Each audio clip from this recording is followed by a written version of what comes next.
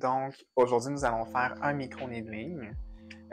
Donc, le micro-needling, une fois qu'on a mis la crème anesthésiante et qu'on a nettoyé la peau, on peut commencer par les prochaines étapes que je vais vous montrer.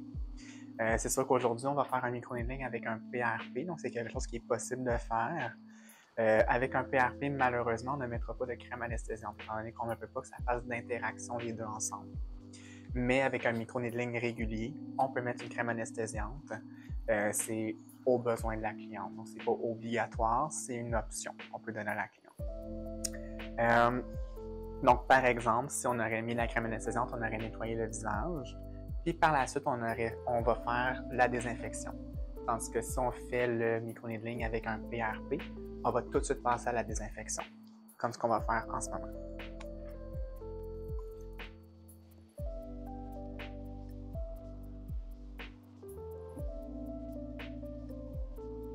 La désinfection peut se faire avec des cotons d'alcool ou des cotons de chlorhexidine ou peu importe le désinfectant qui est fait pour la peau. Donc, on va passer partout sur le visage. Étant donné que l'alcool, c'est quand même un peu saturé sur le coton, je ne vais pas commencer avec le front, je vais commencer avec le bas du visage. Étant donné que le client a eu du PRP au niveau du contour des yeux en injection, je vais essayer de ne pas passer sur cette zone-là. On va faire une deuxième désinfection avec un deuxième coton. Donc, le bénéfice d'utiliser un micro-needling, ça va permettre à la peau de mieux régénérer son collagène. Donc, c'est une induction de collagène qu'on vient faire avec le micro-needling. L'ajout du PRP vient bonifier le traitement. Donc, le PRP individuellement fait un très beau résultat. On va booster le collagène. Et le micro-needling tout seul également, mais les deux combinés vont pouvoir faire un effet qui est mieux, donc qui est plus satisfaisant pour la clientèle, puis un résultat aussi qui est plus rapide. Donc, un micro-needling, habituellement, c'est un traitement à chaque mois. On va compter environ 4 à 6 traitements, tandis que si on combine avec un PRP, on peut en faire 3 et on va avoir un beau résultat. Donc, le micro-needling vient avec un sleeve qui est comme ça ici. On va protéger l'appareil. Donc, on va le rentrer à l'intérieur. Comme ça. On va retirer le petit papier. Et sur l'embout, on a comme une espèce de petit collant pour refermer le tout. On va s'assurer que ça soit bien refermé. Par la suite, on va ouvrir l'aiguille qui est ici, qui est emballé individuellement et qui est stérile. Donc, on va s'assurer de l'ouvrir délicatement pour pas que ça tombe à terre. On va le prendre sur le côté, jamais sur le dessus où les aiguilles se trouvent. Sinon, il y a des risques que vous venez vous piquer. Et on va l'installer sur l'appareil. Donc, si vous vous rapprochez, en ce moment, une erreur que j'ai faite, c'était pour vous montrer. En ce moment, mon aiguille est à 2 mm. Puis les aiguilles ressortent sur le dessus.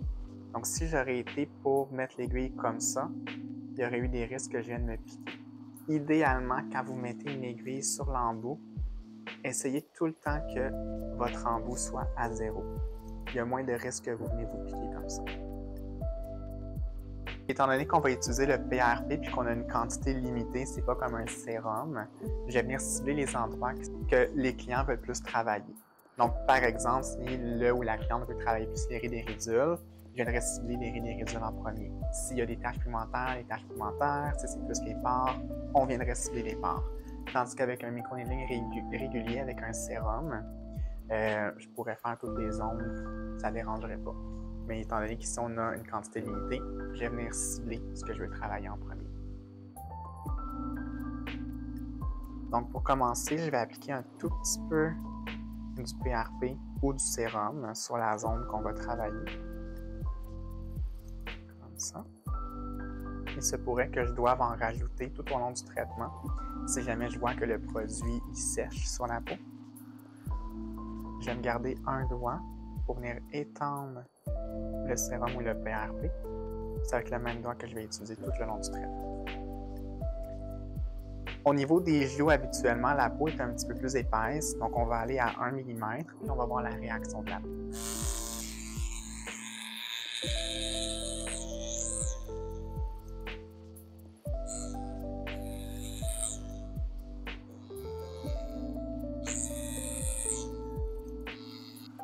on commence à avoir une légère rougeur où est-ce qu'on a passé, mais je pourrais aller un petit peu plus profond. Donc, je vais augmenter un tout petit peu ma profondeur et je vais regarder encore une fois la réaction.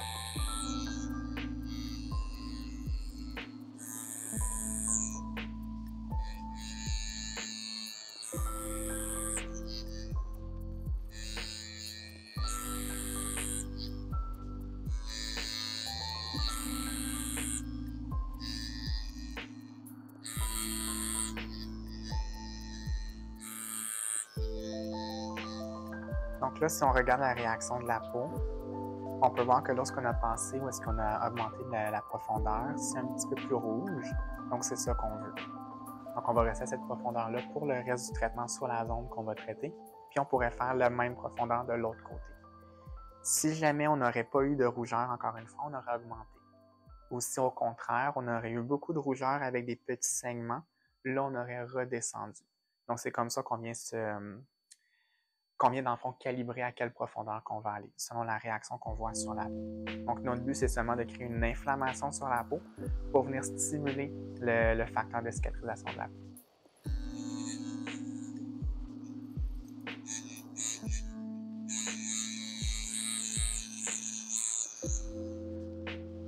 Comme en ce moment, je sens que la peau a absorbé quand même pas mal de produits. On va juste en rajouter un tout petit peu. Donc, avec le PRP, il faut faire attention. Des fois, il peut se ramasser comme un espèce de petit caillot au-dessus, donc sur le bout de l'aiguille. Donc là, va falloir qu'on pèse un petit peu plus fort. Ça se peut que ça vienne en mettre partout. Donc, il faut faire très attention de peser très légèrement quand on va utiliser le PRP.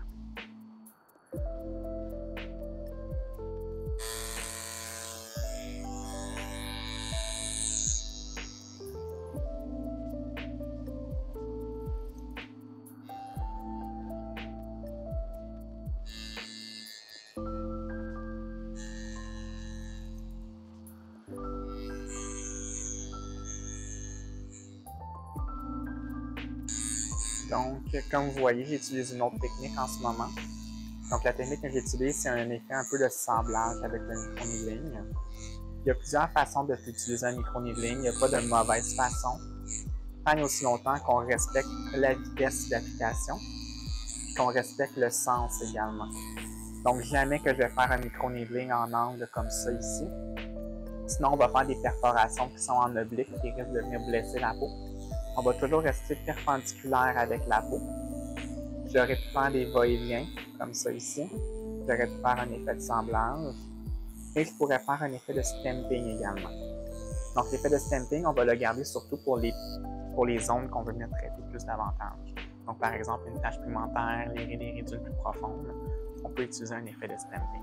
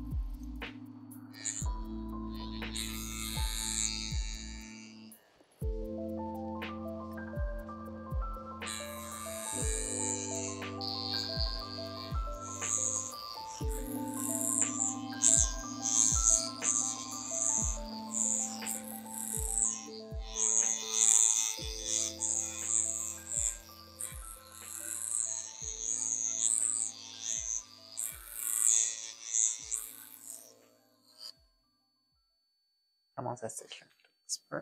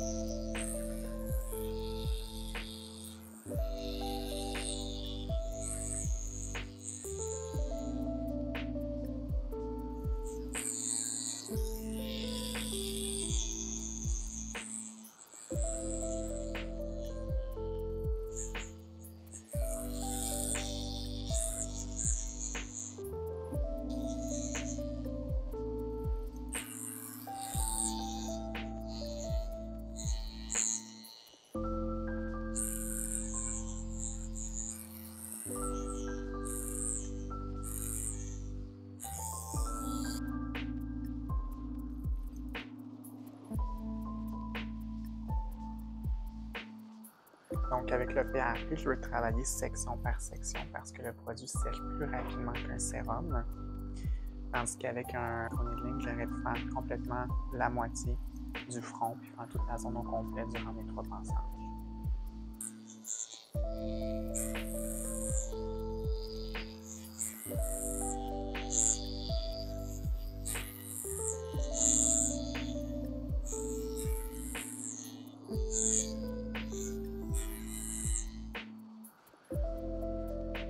Donc, même chose que tantôt, je vais faire un masque avec le PRP.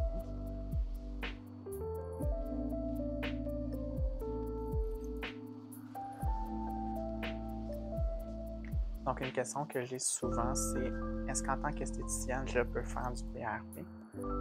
La réponse est oui, mais il faut que ce soit une infirmière auxiliaire, un membre de quelqu'un qui travaille dans le milieu de la santé qui fasse la prise de sang et qui la met dans sa centrifugeuse.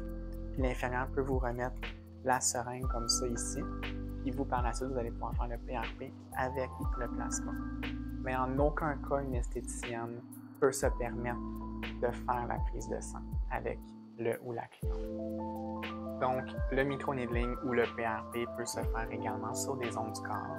Donc, on pourrait travailler soit les vergetures, des anciennes cicatrices, par exemple les mamans avec la petite césarienne, qu'on pourrait le faire. C'est sûr que si on travaille sur une cicatrice, il faut attendre au moins 6 mois après la chirurgie jusqu'à 1 an. On attend vraiment que la peau soit complètement refermée et guérie avant de travailler dessus. Si on travaille sur une cicatrice qui est plus récente, les esthéticiennes n'ont pas le droit. Ça va être beaucoup plus les dermatologues et les médecins qui vont pouvoir le faire.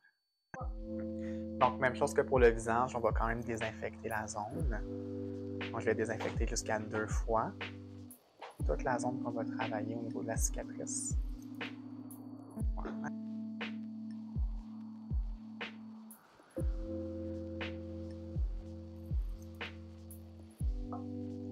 Donc, oui, on peut travailler les cicatrices, mais il faut faire attention. Est-ce que la cicatrice, elle est bombée? Est-ce que la cicatrice, elle est inflammée? Donc, il faut faire attention. Il y a les cicatrices hypertrophiques et les cicatrices kéloïdes qu'on ne peut pas toucher. Si on voit une cicatrice qui est bombée, on refuse. Sans quoi, si on fait le microneedling par-dessus, ça se peut que ça l'aggrave, l'hypertrophie de la cicatrice. C'est seulement les médecins qui peuvent travailler sur ces genres de cicatrices-là. Donc, une cicatrice ou une vergeture au niveau du corps va se travailler un peu de différentes façons que sur le visage. On va aller une petite affaire de plus intense sur la peau. Donc, je vais appliquer le produit. Vu que c'est du PRP, je vais aller petite section à petite section, parce que je veux qu'il m'en reste pour toute la cicatrice. Au niveau de la profondeur, on va aller la travailler au moins à 2 mm. Donc 2 mm, c'est le maximum que le collège des médecins permet aux esthéticiennes d'aller. Et on va aller la travailler.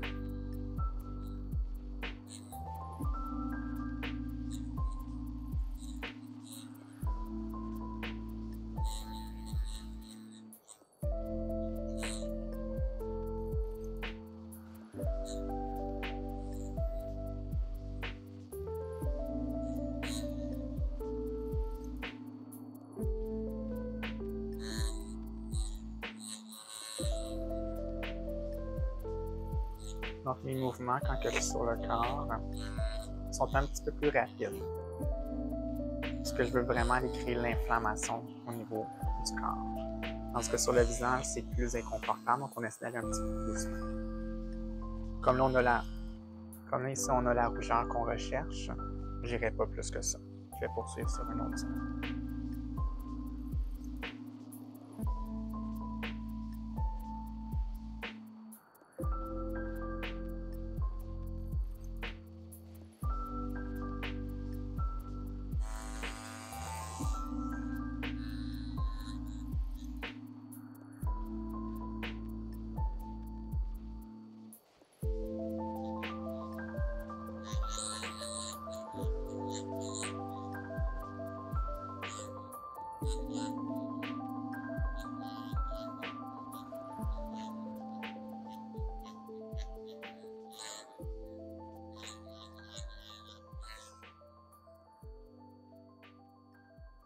Il nous reste un petit peu de sérum, de plasma.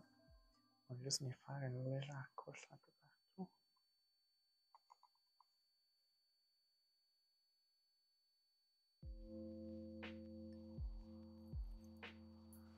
Donc, une fois qu'on a terminé le micro-needling, c'est important de jeter les choses de la bonne façon. Donc, les aiguilles vont aller dans le biorisque.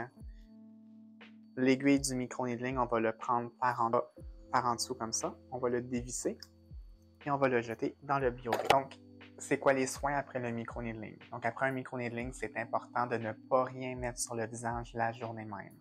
Donc, là où la cliente va repartir de la clinique, seulement avec le sérum qu'on a mis sur le visage. On n'appliquera pas de crème hydratante ni de crème solaire la journée même. Le soir même du traitement, là où la cliente peut rincer son visage si elle ressent le besoin, donc si elle est inconfortable, mais pas de nettoyant. À partir du lendemain matin, la cliente ou le client peut reprendre son nettoyant doux, peut mettre une crème hydratante, peut également mettre une crème solaire. Au moins 48 heures après le traitement, on ne met aucune chaleur, donc pas de douche, pas de bain chaud. Et 72 heures après le traitement, pas de spa, pas de piscine, pas de spa non plus et pas de sauna. Pourquoi? Parce que on a fait des ouvertures dans la peau, donc on ne veut pas qu'il y ait de bactéries qui rentrent à l'intérieur. Pendant au moins 5 à 7 jours, pas de maquillage, pas non plus d'ingrédients irritants. Donc, tous les AHA, BHA, rétinol, pas non plus d'exfoliation. Donc, on va tout éviter ça pendant au moins 5 à 10 jours. Puis, là, au niveau de l'exposition au soleil, le plus possible. Donc, idéalement, 2 semaines qu'on va attendre après le traitement pour ne pas s'exposer au soleil de façon prolongée. Et voilà, c'était le micro-needling.